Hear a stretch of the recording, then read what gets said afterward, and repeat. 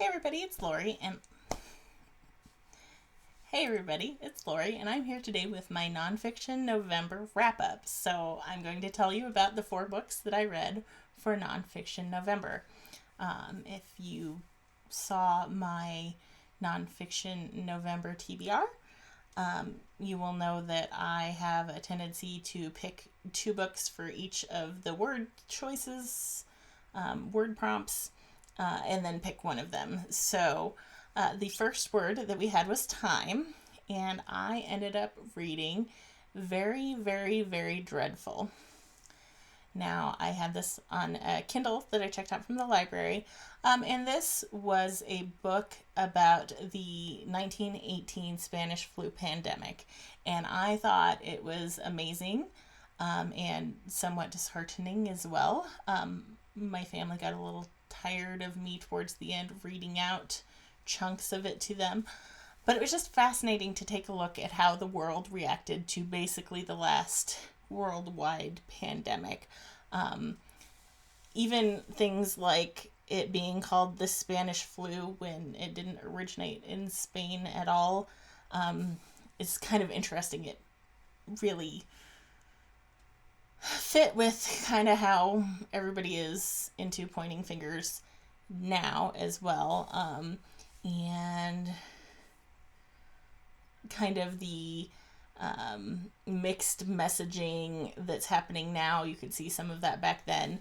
I will admit that the flu pandemic in 1918 was way scarier in a lot of ways than coronavirus is, in that, like, it was just so deadly, and just could just run through people, and some of the information about what the lungs looked like during autopsies was graphic and gross, but fascinating. So, and how the pandemic and the war kind of intertwined and exacerbated each other. Or, like the soldiers were getting very sick on both sides, but they had to keep sending more soldiers because of that, which just spread the virus further. So, I don't know, it was really fascinating. So, if you were looking for a book about a pandemic, this one was a really well-written book. Some of the critiques I saw were that it was, I believe people thought it was too sciencey for what they were looking for, but if you're just open to kind of exploring all of the different avenues of a pandemic, I thought it was a pretty well-rounded book overall.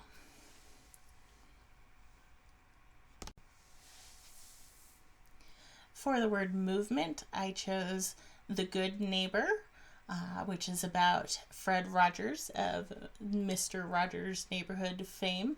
And I chose this because I was kind of looking at movement as like social movements, and I would like to see more of a movement toward kindness. And he was just such a kind and gentle figure in so many people's lives. So it was fascinating to learn more about Mr. Rogers and to debunk some of the things that I had heard that were not true as well. So, also, I was reading a lot of heavy books, so I needed something a little happier to kind of fill me out. That made no sense. I needed something happier to lift my spirits with all of the kind of deeper, darker things that I was reading this month. So I was aware that Fred Rogers was a minister, but I did not know very much about him. Other than that, I had heard that he had tattoos all over his arms, and that's why he wore cardigans to cover them up, and that is false. That's just one of those things that circulates around. He came from an extremely wealthy family, but was an only child and kind of sickly, so he had some challenges in his life that way. I did not realize what a musician he was, that he wrote operas and all of the music for Mr. Rogers' Neighborhood, and he was involved in pretty much all of the scripts, and that he really was the same person that was portrayed on the show. he was very authentic to himself throughout the show. One of the things I found fascinating is the cardigan thing. That he changed into his tennis shoes and cardigan for a reason, and that was to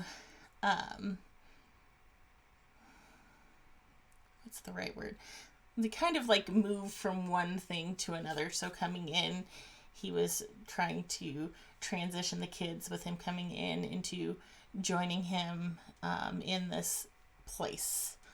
So that was part of what the changing was about, changing clothes to, kind of indicate a change in pace.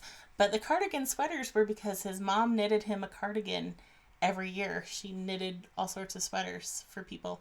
And so she made him a cardigan every year, and those were the cardigans he wore on Mr. Rogers' Neighborhood, which I just thought was too cute. So he'd have a couple of sons, so got to hear a little bit about their upbringing and what their life was like with such a public figure for a father, and some of the troubles that they got into and stuff like that.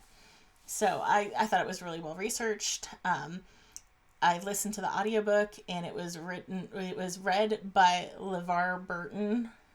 And considering like I spent most of my childhood reading Rainbow, I just love that.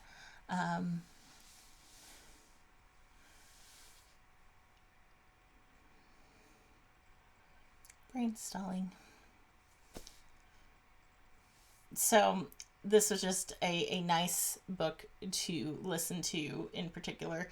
And at the end, there was an interview with the author of the book, which was kind of interesting to find out how he got involved in this, because Mr. Rogers never wanted a biography written while he was alive, because he didn't want to detract from his work. And so the author ended up having to convince his wife and sons that it was important that there be a biography of Fred Rogers after he passed away, just to spread the message and further what he was trying to do. So one of those very interesting figures that, everyone knows of, and everybody comes back to his words pretty frequently whenever bad things happen. But it was fascinating to learn all about the child development stuff that he was learning about and trying to incorporate into Mr. Rogers' Neighborhood, and just all of the things. He was an avid swimmer. I thought that was interesting. Swam all the time. So yeah, I enjoyed The Good Neighbor as well.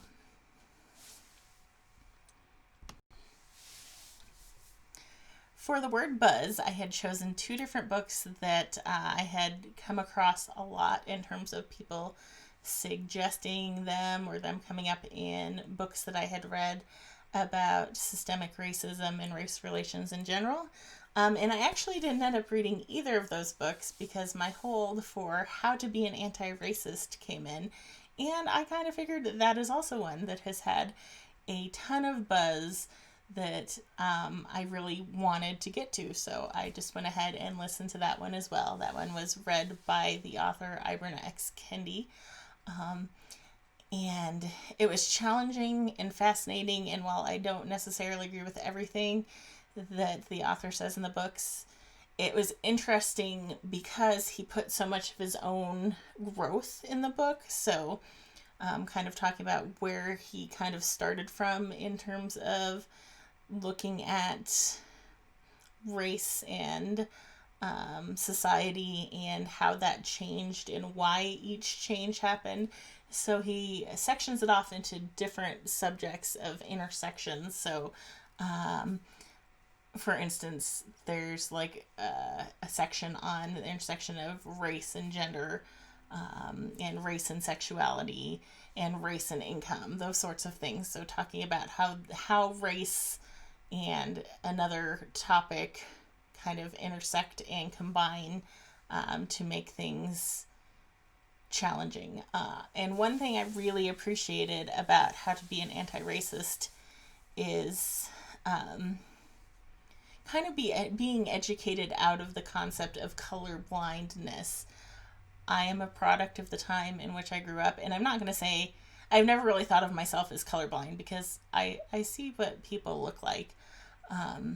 But so much of what I was kind of indoctrinated to believe as a younger person was that we should just be colorblind, and if we just don't notice race, everything will go away. And I never really thought that that made a whole lot of sense.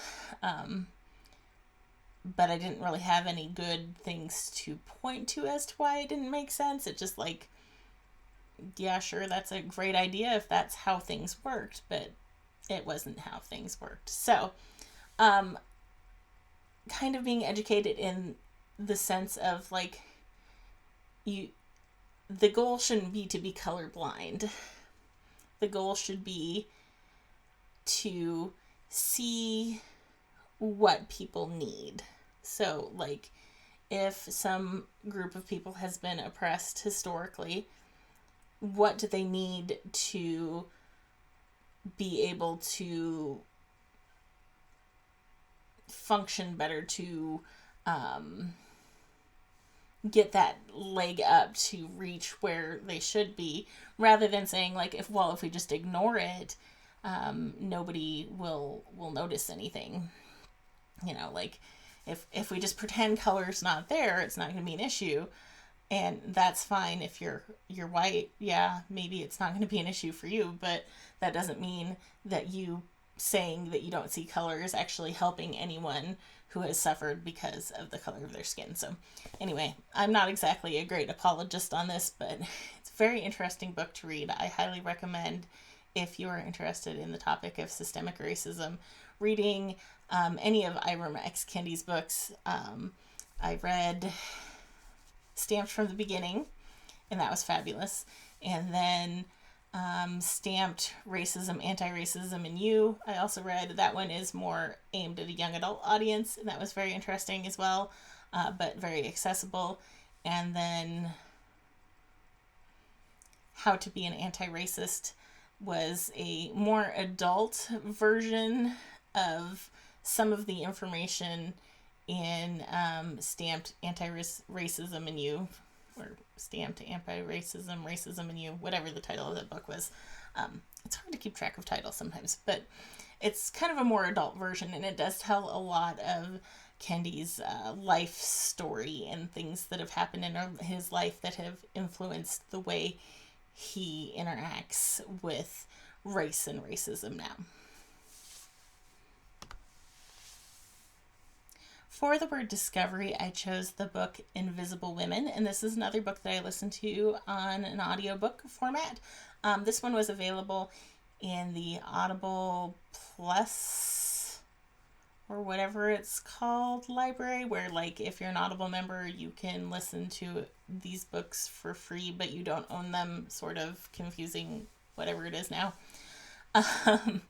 But Invisible Women was fabulous and infuriating at the same time. So being a woman, of course, I relate more to the struggles talked about in Invisible Women than I do in perhaps things like How to Be an Anti-Racist. Not saying that it's a better book, just like it in a lot of ways is a little more relevant to me personally. So basically the idea behind Invisible Women is that there's this data gap. There's this data gap when it comes to women in society, and that we don't look at women, we don't study women, we don't think about women in many of the things we do. So in medical research, women are less likely to be involved in studies for medical research in a lot of ways, because researchers don't like women because we have hormones that fluctuate, and that can be problematic to them. And rather than controlling for that, a lot of times they'll just do studies only on men. And then things like cars, crash test dummies are based on men, and when they have made female crash test dummies, they have done significantly worse in testing because seatbelts aren't made for women's bodies.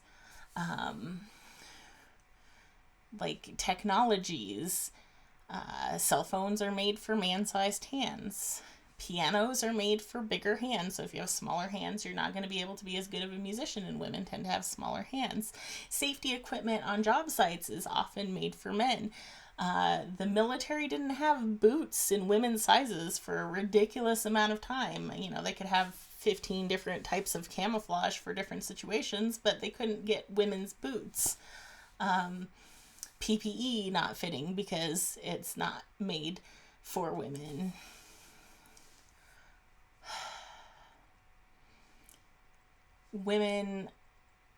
Women's transit needs not being considered when looking at public transportation, because public transportation tends to take a male approach where the male probably is commuting from a suburban area into an urban center and then back twice a day, whereas women's travel needs are a lot more complex because they tend to have to take children places, to school, to childcare, to doctor's appointments. They have to deal with elderly relatives. Basically, the entire second shift is ignored by so much of what happens in society. And because we don't even study this, it's very hard to even tell. So even things like environmental type things, there's a whole section about when they were trying to introduce more efficient stoves to women in poorer countries who used, you know, basically open fuel type, you know, fires. But the people trying to get them to use these stoves didn't ask them what they needed and just assumed they knew best. And so the stoves didn't fit the wood that the women had, so the women aren't going to add chopping wood in half to their list of chores because they already have other stuff to do. So they just went and used the old stove, or if the new stove broke, their husband was like, well, my wife still has an old stove, so why would I fix the new stove? So even things like when dealing with farming, a lot of agricultural stuff is done by women. But if you ask questions like, what is your main occupation? Women are much more likely to say taking care of home and children because that's their main occupation, in a sense of that is the one that's most important to them. But that doesn't mean they're not doing a lot of the agricultural work as well. So basically this book freaking pissed me off in like the best way. Like, the book was so good, but it made me so mad. So if you too want to be angry about all of the shitty ways in which women are ignored in society, this is your book. If you're having a bad day, maybe not a good book to pick up, but so well written, so well researched. Basically researching how there's no research about women. Oh, so frustrating. So now that I've ranted on about that one, those were the 4 books that I read for Nonfiction November. If you've read any of these books and would like to discuss them with me, or, you know, have a conversation about how women are mistreated in society and ignored, feel free to put something down in the comments below.